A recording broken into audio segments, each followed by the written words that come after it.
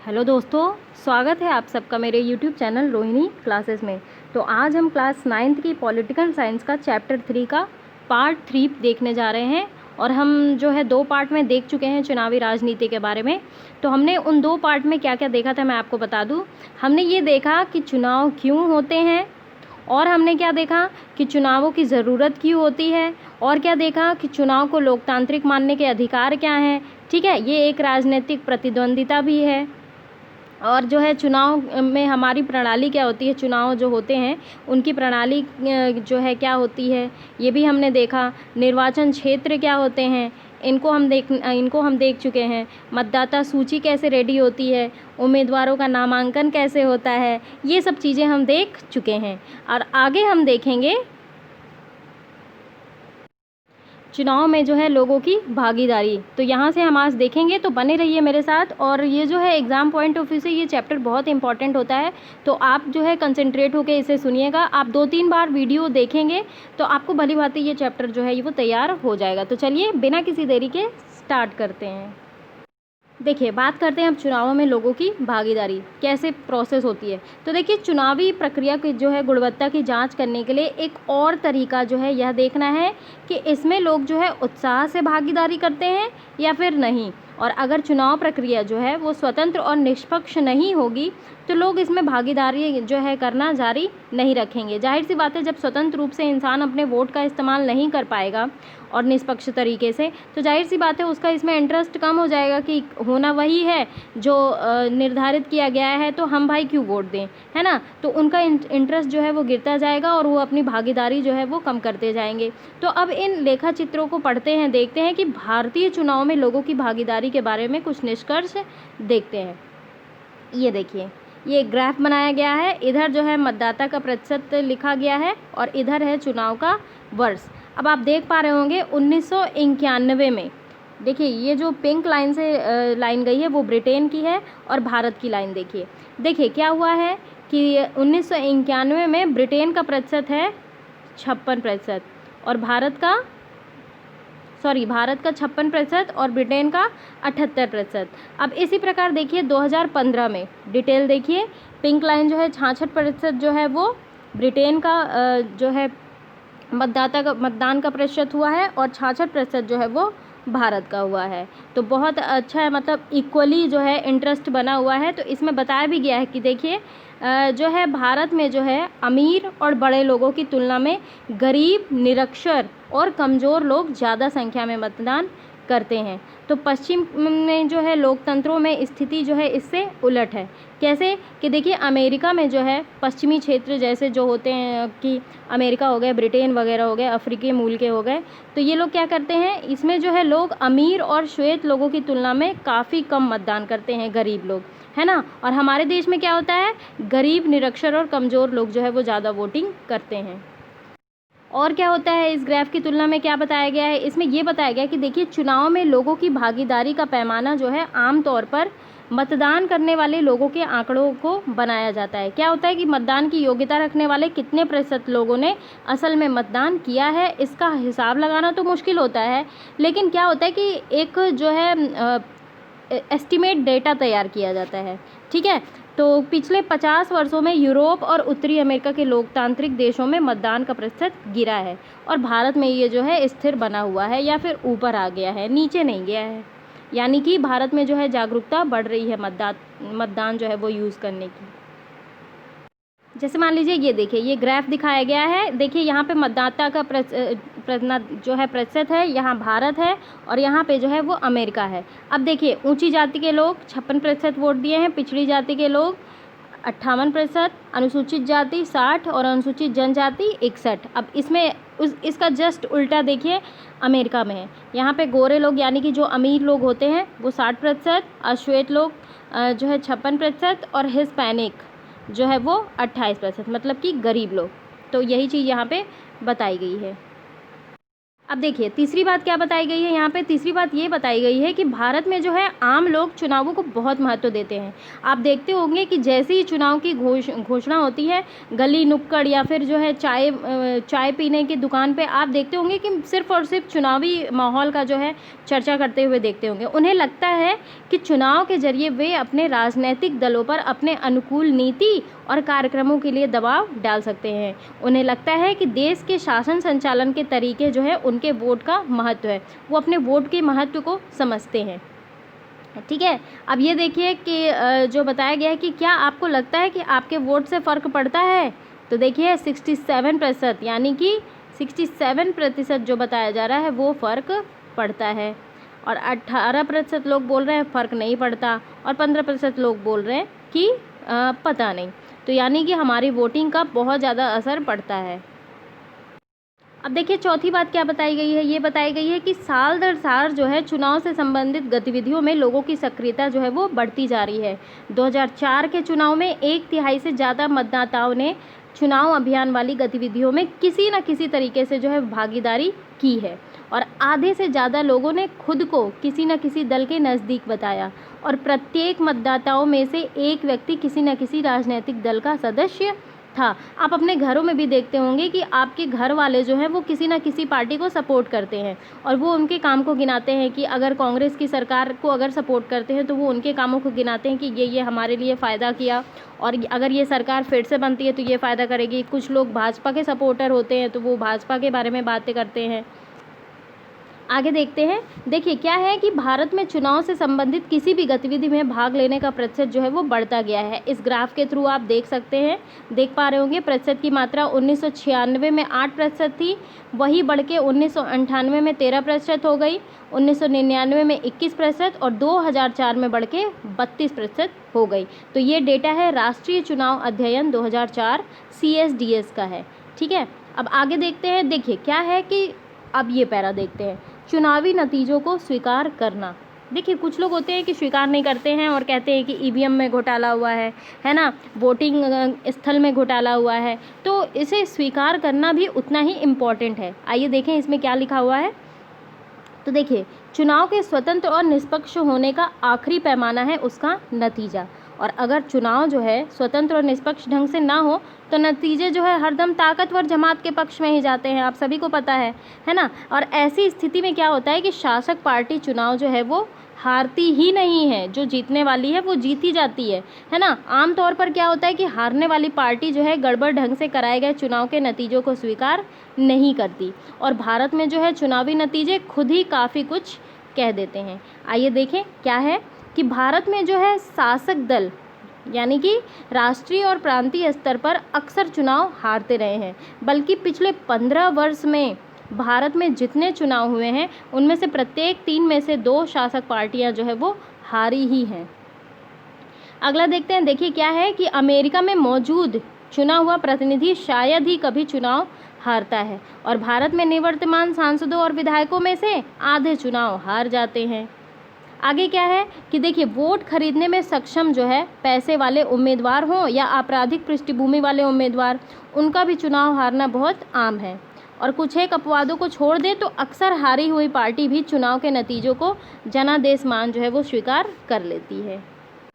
तो अब हम बात करेंगे जो है स्वतंत्र और निष्पक्ष चुनाव की चुनौतियाँ। देखिए ऐसा नहीं होता है कि निर्वाचन आयोग ने चुनाव की घोषणाएं कर दी और जो है अच्छे तरीके से चुनाव हो गया। उनके पास बहुत सारी चुनौतियों का भी सामना करना होता है, उन्हें ऐसी रणनीति बनानी होती है कि चुनाव जो है वो स्वतंत्र और निष्पक्ष तरीके से हो सके। तो आइए देखें क्या क्या चुनौतियाँ आती हैं उनके सामने। तो देखिए क्या होता है कि इन बातों से हम जो है इस सरल निष्कर्ष से जो है पहुँचते हैं कि भारत में चुनाव जो है बुनियादी रूप से स्वतंत्र और निष्पक्ष हैं। जो पार्टी चुनाव जीतकर सरकार बनाती है उसे लोगों का समर्थन प्राप्त होता ही है। तो ये है संभव इसमें कि देखिए हर निर्वाचन क्षेत्र में ये बात लागू नहीं होती। कैसे कि कुछ उम्मीदवार जो है वो पैसे के ज़ोर पर या फिर गलत तरीके से जीते हो सकते हैं, पर चुनाव का कुल नतीजा अभी भी लोगों की इच्छा को ही बताता है।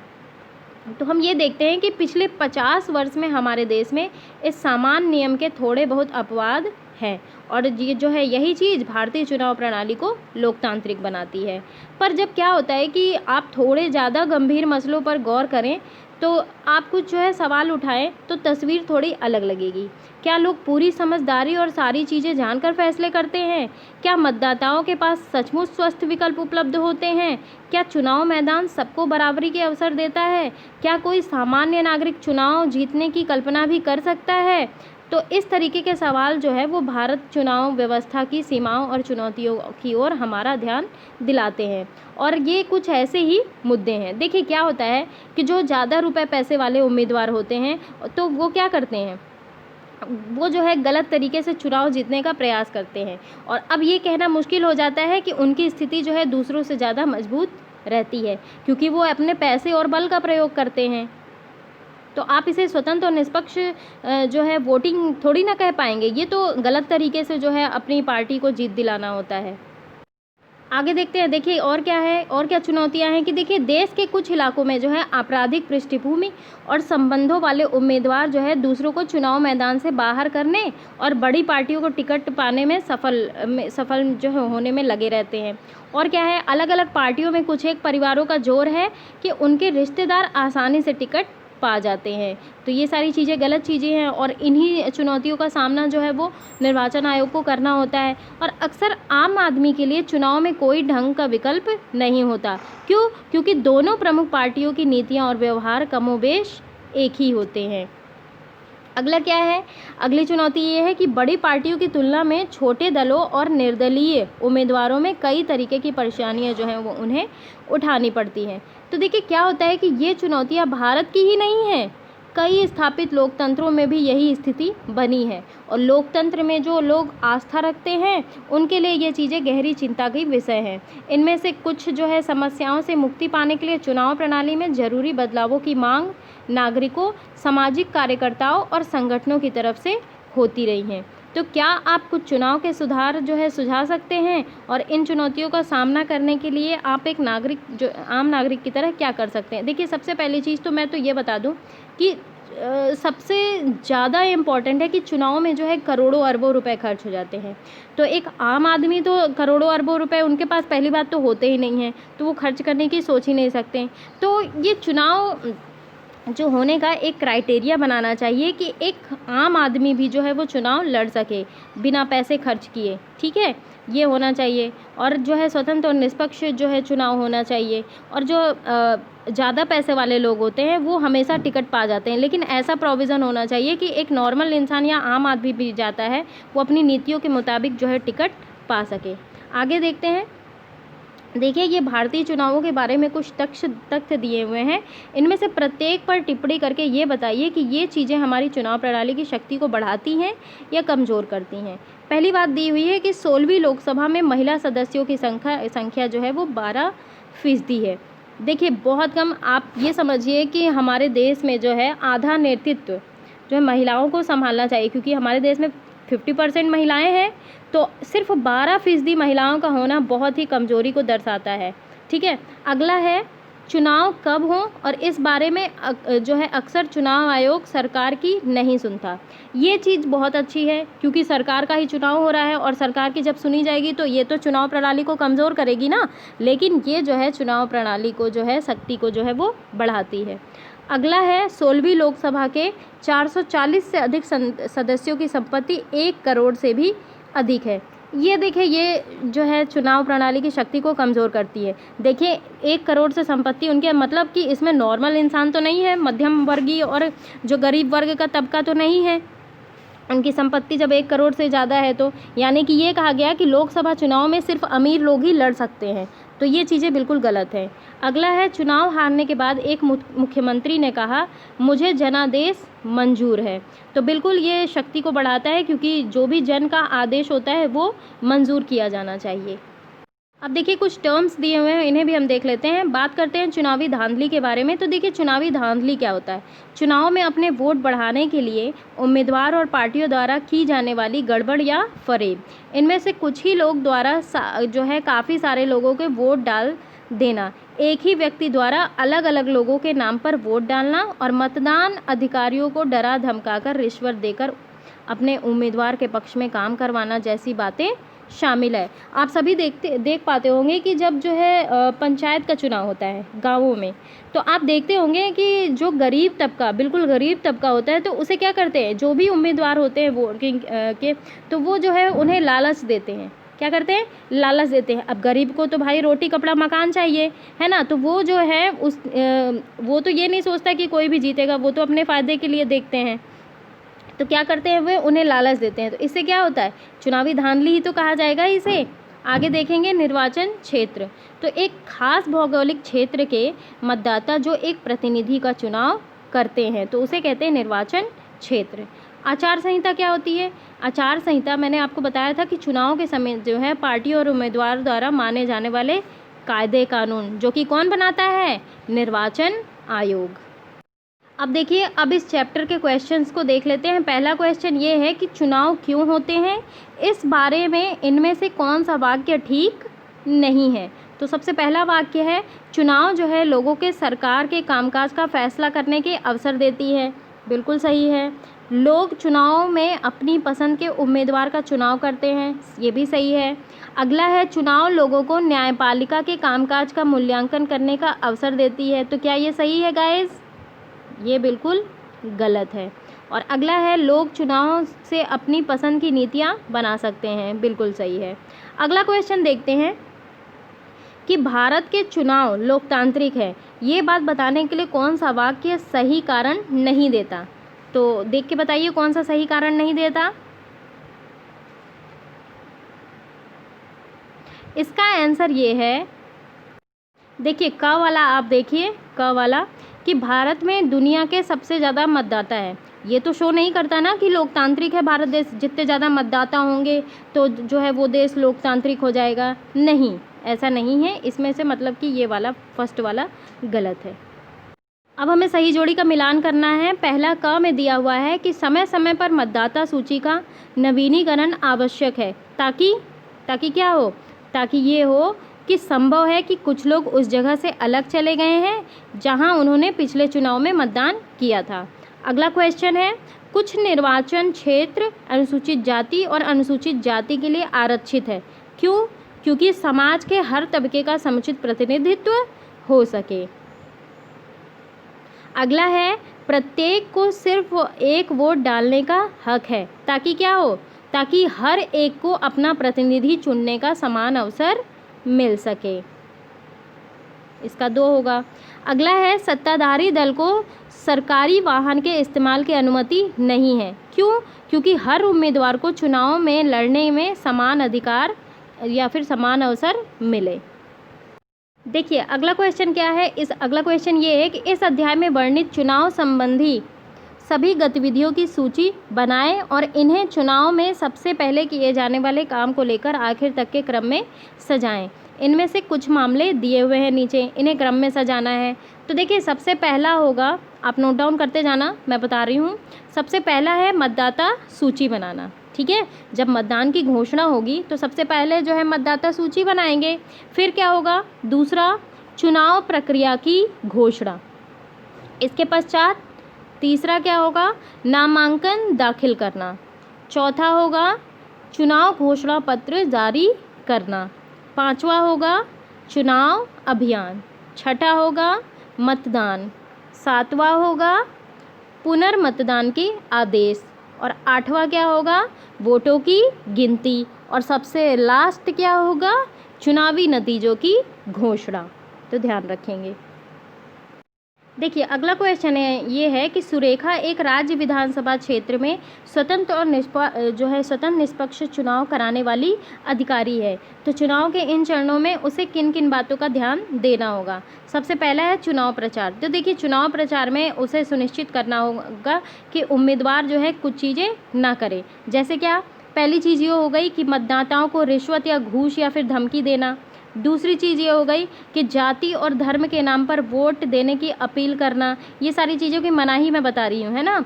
तीसरी चीज़ ये हो गई कि चुनाव अभियान के लिए सरकारी संसाधनों का प्रयोग करना।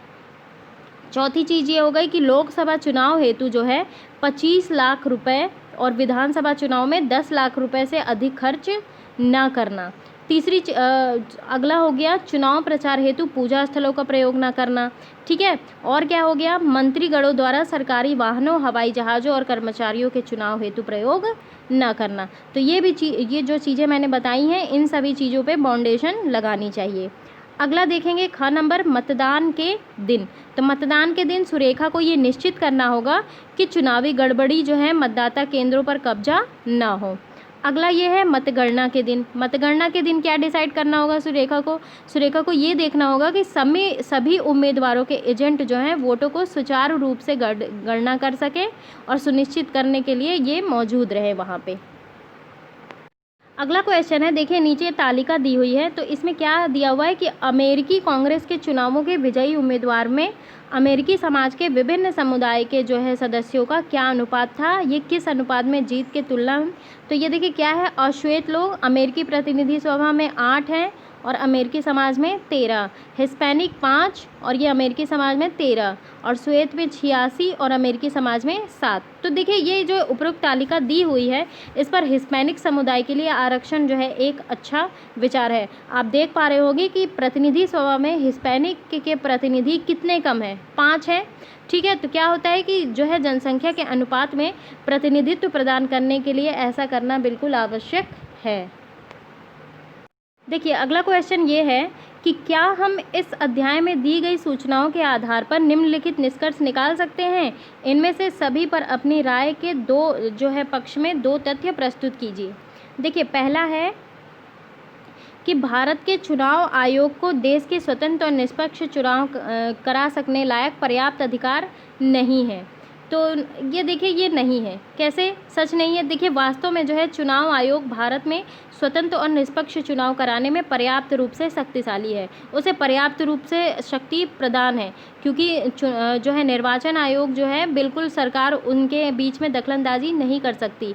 चुनाव आचार संहिता लागू करती है और इसके उल्लंघन करने वाले उम्मीदवारों या दलों को सजा भी देती है। चुनावी ड्यूटी के दौरान कर्मचारियों के चुनाव आयोग के अधीन कार्य भी करता है और जो है इनके पास जो है ज़बरदस्त शक्ति प्राप्त है चुनाव कराने के लिए। अगला देखेंगे, हमारे देश के चुनाव में लोगों की ज़बरदस्त भागीदारी होती है।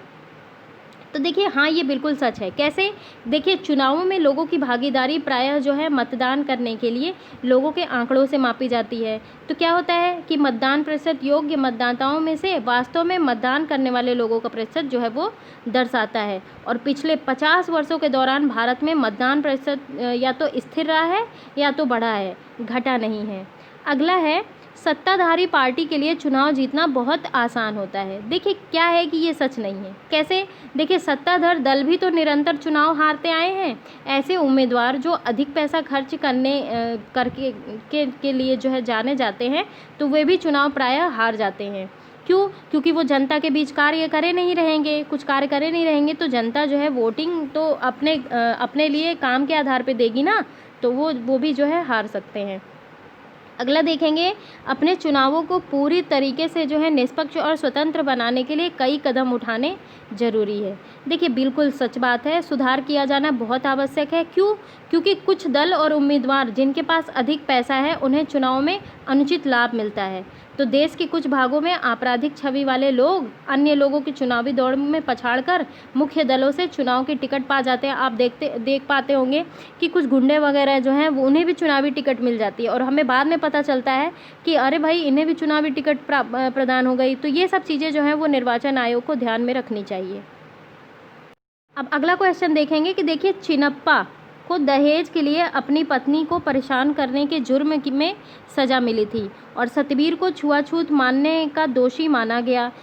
दोनों को अदालत में चुनाव लड़ने की इजाज़त नहीं दी। क्या यह फैसला लोकतांत्रिक चुनावों के बुनियादी सिद्धांतों के खिलाफ जाता है? अपने उत्तर जो के पक्ष में जो है वो तर्क दीजिए।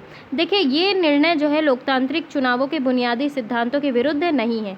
कैसे? देखिए चिनप्पा और सतबीर दोनों ही अपराधी हैं और देश के लिए अच्छे और आदर्श नागरिक सिद्ध नहीं हुए हैं वे, और इसीलिए उन्हें केंद्र और राज्य में कोई पद धारण नहीं करना चाहिए, क्योंकि वो तो अपने देश को रिप्रेजेंट करने जा रहे हैं ना।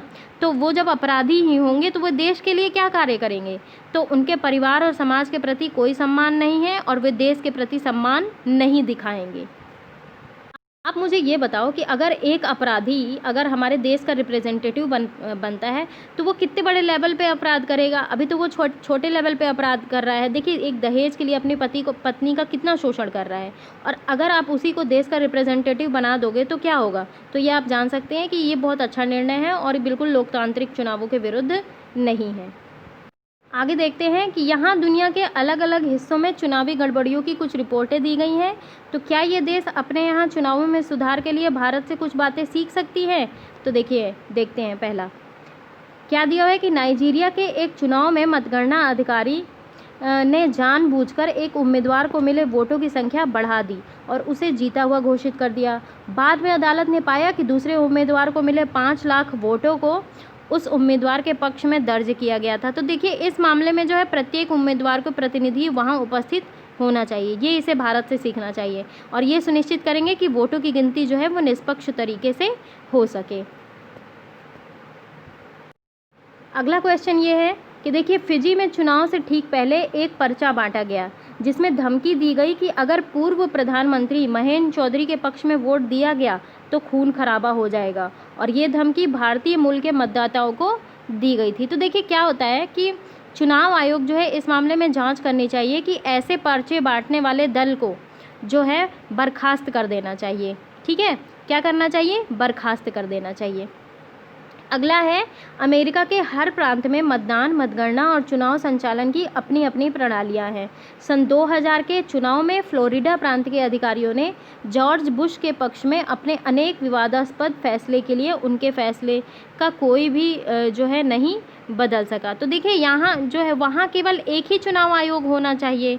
क्यों, हमारे यहाँ तो एक ही चुनाव आयोग है ना, और जिसे राजनीतिक प्रभाव से मुक्त होना चाहिए और पूरे देश में चुनाव आयोजित कराने के लिए जिम्मेदार होना चाहिए। आगे देखते हैं प्रश्न नंबर 10। देखिए, क्या दिया हुआ है कि भारत में चुनावी गड़बड़ियों से संबंधित कुछ रिपोर्टें दी गई हैं और प्रत्येक मामले की समस्या की पहचान कीजिए और इन्हें दूर करने के लिए क्या किया जा सकता है। पहला है, चुनाव की घोषणा होते ही मंत्री महोदय ने बंद पड़ी चीनी मिल को दोबारा खोलने के लिए वित्तीय सहायता देने की घोषणा की। तो देखिए, क्या करना चाहिए कि चीनी मिल को आर्थिक सहायता देने के वादा करके मंत्री महोदय ने एक नीतिगत फैसले की घोषणा की है, जो कि सही नहीं है। क्यों? क्योंकि चुनाव की घोषणा होने के बाद नीतिगत फैसलों की घोषणा नहीं की जा सकती। इससे तो उन्हें चुनावी फ़ायदा हो जाएगा ना, तो इसलिए जो है वो घोषणा नहीं कर सकते और मंत्री को चुनाव लड़ने की अनुमति नहीं दी जानी चाहिए। अगला है, विपक्षी दलों के आरोप था कि दूरदर्शन और आकाशवाणी पर उनके बयानों और चुनाव अभियान को उचित जगह नहीं मिली। तो देखिए, विपक्षी दल के बयान और चुनाव अभियान को दूरदर्शन आकाशवाणी उचित स्थान न देकर सरकार ने अपनी स्थिति का दुरुपयोग किया है। इसके प्रत्युत्तर में विपक्ष को राष्ट्रीय मीडिया में पर्याप्त समय मिलना चाहिए।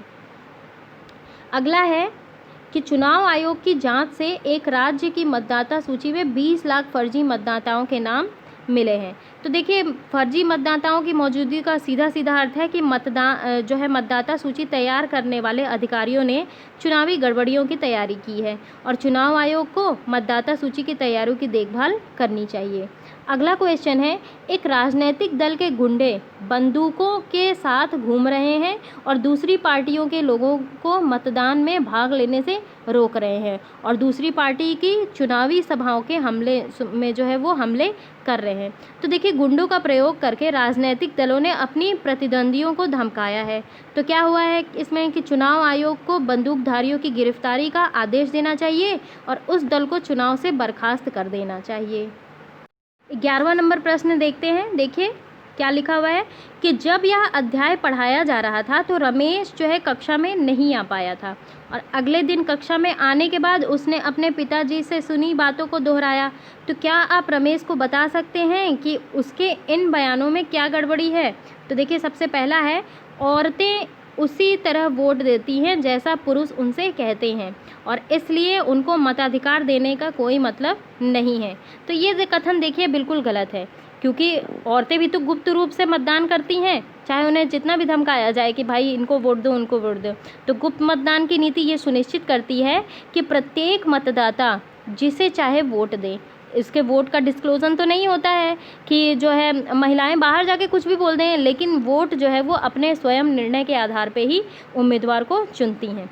अगला है, पार्टी पॉलिटिक्स से समाज में तनाव पैदा होता है और चुनाव में सबकी सहमति वाला फैसला होना चाहिए, प्रतिद्वंद्विता नहीं होनी चाहिए। तो ये देखिए बिल्कुल सही बात है। कैसे? देखिए क्या होता है कि दलगत राजनीतिक समाज में तनाव का कारण बनती है, किंतु ये कहना गलत है कि चुनाव में जो है सबकी सहमति वाले निर्णय होना चाहिए। देखिए राजनीति में प्रतिद्वंद्विता लोगों के लिए अच्छी सिद्ध होती है। जितनी ज़्यादा प्रतिद्वंद्विता होगी जनता के लिए उतना फ़ायदेमंद है, क्योंकि वो जनता के लिए अच्छे अच्छे प्लान्स लाएंगे, है ना। क्यों तो जो है वादे निभाने का जो है मुकाबला होता है उसमें कि हम ये करेंगे जनता के लिए, दूसरी उम्मीदवार पार्टी बोलेगी हम नहीं, इतना ही नहीं और भी कुछ करेंगे। तो इससे जो है सीधा सीधा जनता को फ़ायदा होता है। तो इससे ये हो सकता है कि वे ईमानदार ना हो, किंतु उन्हें ये पता होता है कि निर्वाचित होने के लिए उन्हें काम करना पड़ेगा। अगला क्वेश्चन है कि सिर्फ स्नातकों को ही चुनाव लड़ने की आज़ादी होनी चाहिए। तो देखिए क्या होता है कि लोगों की आवश्यकताओं को समझने के लिए और उनके हितों का प्रतिनिधित्व करने के लिए शैक्षणिक योग्यता होना तो अनिवार्य नहीं है, क्योंकि जो पढ़ा लिखा नहीं होता वो भी लोगों की दिक्कतों को समझता है। तो इस प्रकार जो है राजनेताओं को स्नातक होना आवश्यक नहीं है। क्वेश्चन और एग्ज़ाम में बहुत पूछा जाता है कि राष्ट्रीय मतदाता दिवस कब मनाया जाता है। तो मैं आपको बता दूं कि 25 जनवरी, प्रत्येक 25 जनवरी को राष्ट्रीय मतदाता दिवस जो है वो मनाया जाता है। और देखिए इसकी प्रतिज्ञा क्या होती है। हम भारत के नागरिक लोकतंत्र में अपनी पूर्ण आस्था रखते हुए ये शपथ लेते हैं कि हम अपने देश की लोकतांत्रिक परंपराओं की मर्यादाओं को बनाए रखेंगे और स्वतंत्र, निष्पक्ष एवं शांतिपूर्ण निर्वाचन की गरिमा को अक्षुण्ण रखते हुए निर्भीक होकर धर्म, वर्ग, जाति, समुदाय, भाषा और अन्य किसी भी प्रलोभन से प्रभावित हुए बिना सभी निर्वाचनों में अपने मताधिकार का प्रयोग करेंगे। तो ध्यान रखेंगे। तो चलिए यही समाप्त होता है मेरा ये वीडियो। और कैसा लगा मेरा ये वीडियो ज़रूर आप मुझे कमेंट बॉक्स में बताएं। मेरे चैनल को सब्सक्राइब करिए और गाइस प्लीज़ कंजूसी मत किया करो शेयर करने में, लाइक करने में। लाइक तो एक तो लाइक कर ही सकते हो आप लोग, और प्लीज़ मेरे वीडियोज़ को ज़्यादा से ज़्यादा शेयर करिए। Thank you very much.